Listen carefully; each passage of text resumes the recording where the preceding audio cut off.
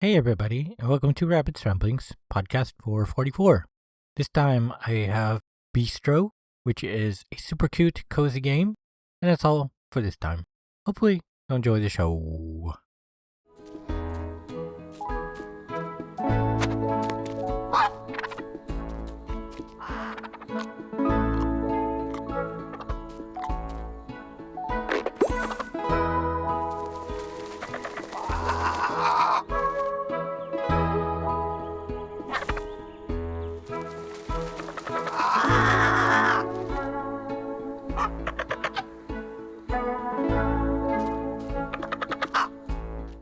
Beastro is a super cute casual game.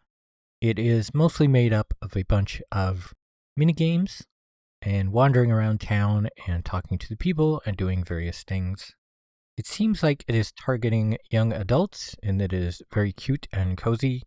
Challenges are more fun than stressful, and card deck building isn't overly complicated. It feels like an old school Nintendo or maybe PlayStation 1 kind of game, similar in a way that I felt when I was playing Cat's Quest 3. The game is divided into basically 3 phases. There is the day phase, where you do most of your gathering of things around town and talking to NPCs. Then you open the restaurant, where you will make meals for the city people and the caretaker that you are sending out on an adventure at night. And then is the night phase, where you can do some gathering at night before the tea house or after the tea house. It is up to you. But once you go into the tea house, that is where you will talk to the caretaker and see how their adventure went and do the card game minigame. I tend to do my garden tending first thing right when I get up. That's where you can grow various ingredients for making the dishes for the people and the caretaker. All around the city, there are different locations things can spawn, but there are pretty much fixed locations for certain things, so it is best if you make sort of a pattern to follow every day to make it kind of super efficient, I guess. It's not super tedious, but it is kind of very easy to forget to check certain areas in the city for various things that spawn around town. During the restaurant cooking phase, you'll do different mini games based on what ingredients the dish is using. For example, if you have to do chopping, that's pretty much a one-button tapping kind of game, timing it to when the thing comes by when you need to chop it. And then pan cooking is moving ingredients around the pan, but avoiding certain bubbles that can burn them. There are several different mini games, but each time you do the specific thing, it will be that minigame, though there are a couple of different versions of the minigame. They have like an easy version and then like a hard version. I don't think I've seen too many that have a third version, but I suppose that is possible. As you get experience and level up, as it were, there are no actual levels, I don't think, but you can get different experience gains for various things. But you will unlock different things in your chef's sort of menu of things that you know how to make, and you use these different things in making different meals. And when you make a meal for a caretaker, it is kind of a puzzle minigame in terms of you want to arrange it in a certain way on the dish, and there's different buffs or abilities you'll get based on the things you put in the dish, as well as determining which cards that the caretaker will get and take with them on the adventure. So it's kind of a deck building / puzzle phase. It is pretty cool. You just have to sort of be careful to balance what they want versus what you think they might need in a deck. However, be sure to remember to pick which caretaker you want to go to the restaurant before you get to that phase and open the restaurant. Otherwise, it will just default to the last one that you picked. This is important because they each have sort of different starting decks that they will have with them at all times. Like the first one you meet will be umami flavor, which is green. So if you want cards other than green cards, you will have to build them when you make the meal, or you might want to pick a different caretaker.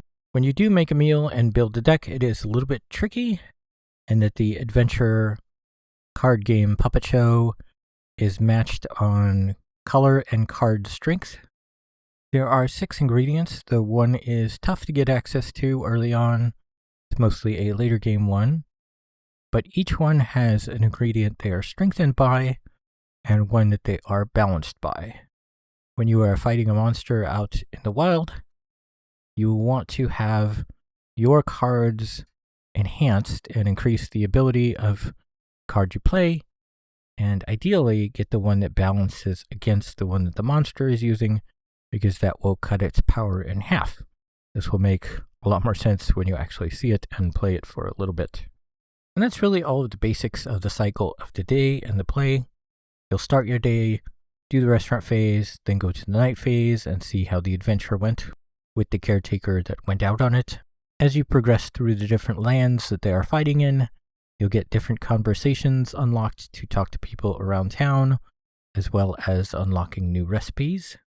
When researching new ingredients that you find out in the wild, you can fail the attempt, but seemingly you can fail it as many times as you need, because I had one that was a special carrot, and I thought I only had a limited number of tries, but it seemed to just let me keep retrying it no matter how many times I failed. So failing it was a little bit stressful, but knowing I had seemingly an infinite number of attempts to learn the new ingredient was pretty cool. There are some other thoughts I have that aren't really tied to any particular phase. When something comes up in town, like it's someone you want to talk to or something you need to pay attention to, there will be a really big marker for it that is very easy to see pretty much whenever you're looking in that general direction. So if you see some marker and you're like, ooh, what's that marker? That means that's something you need to go talk to or do. So don't forget to do those. As you complete quests and do achievements in the in-game book that tracks your achievements, you'll get stuff to personalize the restaurant. These all pretty much seem to equally increase the restaurant appeal. There wasn't like a tier system where it was just like, you want to get the highest tier thing.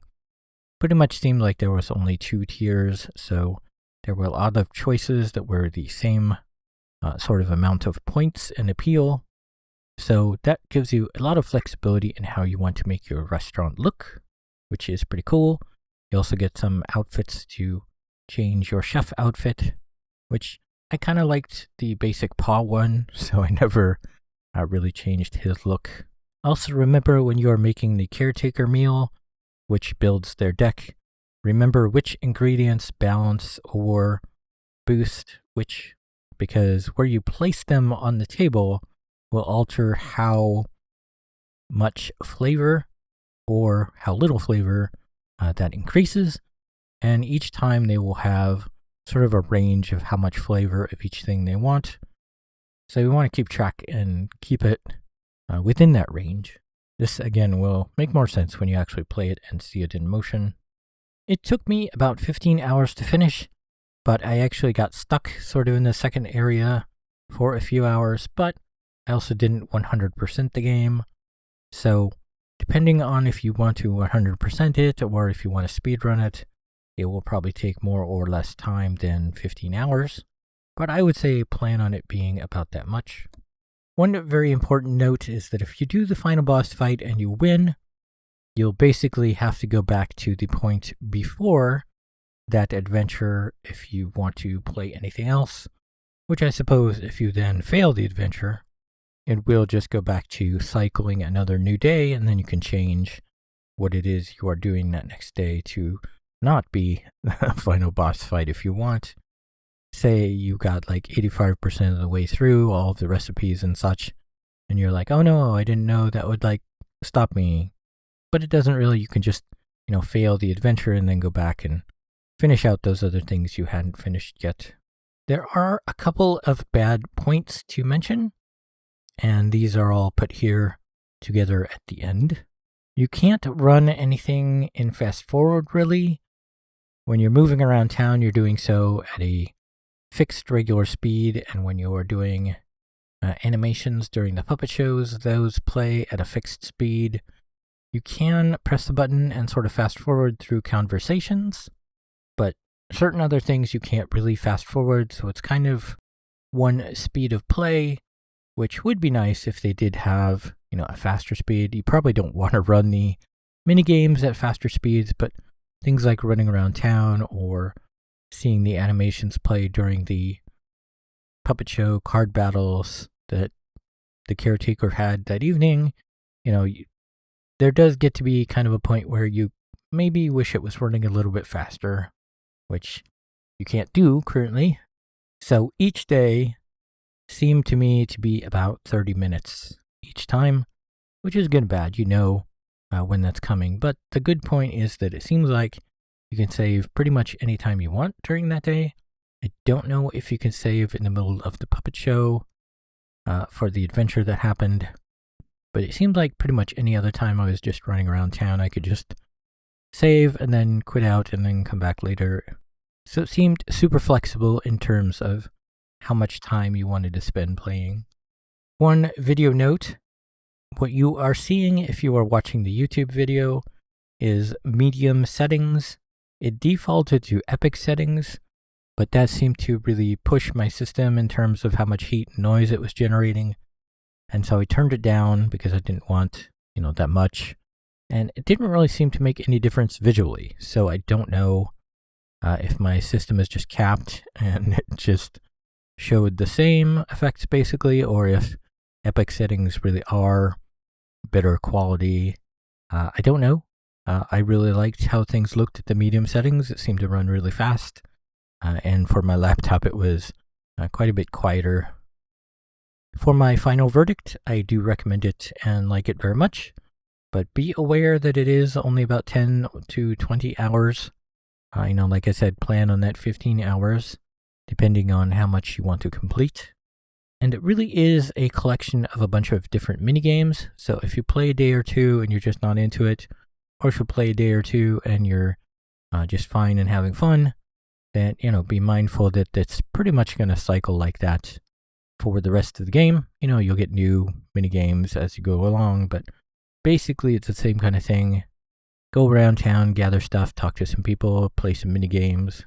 It does also have a very linear story. Each conversation has just a straight path.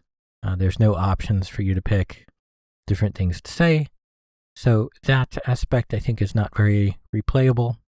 But like I said, you can push the button to sort of fast forward through it if you want to replay for the gameplay, but not go and see, all the detailed conversations again. But it is super cute. It has a very good story and cool world worth seeing. And so again, I would highly recommend it. I got it on sale, I think, for around $10. It looks like when I last checked, it was around 20. So that might be a little high, depending on what you think a game that costs $20 should be in terms of hours.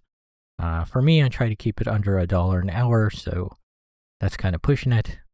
But I would absolutely recommend it at $15, or maybe even if you can get a sale that's even better than that, that would be even better. It is, I think, on Game Pass, so if you are subscribed to that, then you have it for free as part of that. In regular news, I am very sore and very tired. I have had a very terrible last 2 days. My car seems like it has a starter which has died, so the car is not starting. Tomorrow morning, in theory, we will have them looking at it. My friend who helps me out sometimes said he would pay for it if it wasn't super expensive, so that would be really great because I do not know how I would otherwise be able to afford to fix that. So that is really super terrible. In the line of super terrible things, it just seems to keep getting worse. I had to burn all of my money that I had saved for bills on a battery just 3 months ago, and then somebody broke into my car like a month and a half, 2 months ago, I think, and then that was another $200, and now there's, probably upwards of $500 for this starter, so this has been just horrible.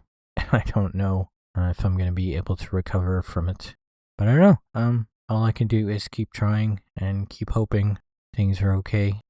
I don't know what I'll talk about next time, but hopefully I'll see everybody then. Okay, thanks, bye. You have been listening to Rabbit's Ramblings. If you would like to see the show notes or feed the bunny by sending a donation, you can find the show website at www.rabbit.com/podcast/rabbitsramblings.html. When you type Rabbit's Ramblings, don't use a space. If you would like to send me an email, you can do so at rabbit@rabbit.com. If you like my page, you can also post on Facebook at rabbit.com. You can follow me on YouTube at rabb1t's. I have a page on Patreon at www.patreon.com/rabbit, RABB1T. You can set up a monthly recurring subscription there at a price point of your choice. Be sure to put the number 1 in place of I anytime you type rabbit. Rabbit's Ramblings is copyright Eric Stryker, using a Creative Commons Attribution Non-Derivatives License 2026.